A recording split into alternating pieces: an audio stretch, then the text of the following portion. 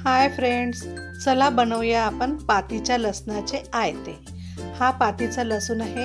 आता सध्या हिवाळ्यामध्ये मार्केटमध्ये भरपूर आलेला आहे। तर आता आपण ह्याचे आयते बनवूया।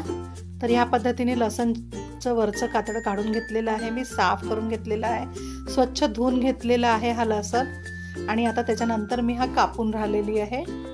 तर याला कापून घ्यायचं आहे या पद्धतीने, म्हणजे आपल्याला वाटायला बरं पडते।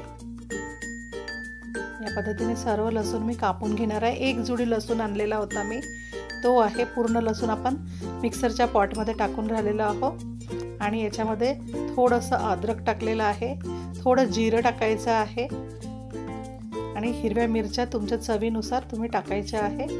आम्ही थोडंसं तिखट खातो तर थोडं 5-6 मिरच्या टाकलेल्या आहेत आणि भरपूर असा हिरवा सांबार टाकलेला आहे।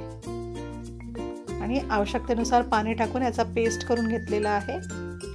आणि मी तांदूळ हे 2 तास भिजत टाकून ठेवले होते, ते तांदूळ आहे। तर त्याच मिक्सीच्या पॉटमध्ये आपण तांदूळ टाकणार आहोत, भिजवलेले तांदूळ आहे। तांदूळ टाकून आपण पेस्ट बनवून घ्यायचं आहे। आवश्यकतेनुसार पाणी टाकायचं आहे आणि छान पातळ बारीक छान वाटून घ्यायचं आहे आणि असं पेस्ट बनवून घ्यायचं आहे। आवश्यकतेनुसार आणखी पाणी टाकायचं आणि आपल्याला डोसे बनवतो त्या पद्धतीने बॅटर बनवून घ्यायचं आहे। चवीनुसार मीठ टाकायचं आहे आणि छान मिक्स करून घ्यायचं आहे। थोडीशी हळद टाकलेली आहे आणि छान मिक्स केल्याच्या नंतर अगोदरच तावा गरम करायला ठेवला होता। तावा गरम झालेला आहे आणि तेल लावून छान पुसून घेतलेला आहे मी तावा। जसं आपण डोसे टाकतो त्या पद्धतीनेच हे आयते बनवून घ्यायचे आहे।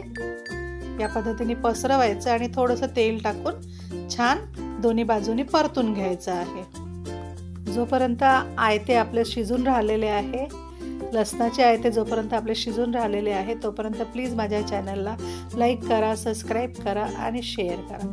थोडं तेल टाकून आपण दोन्ही बाजूनी छान कुरकुरीत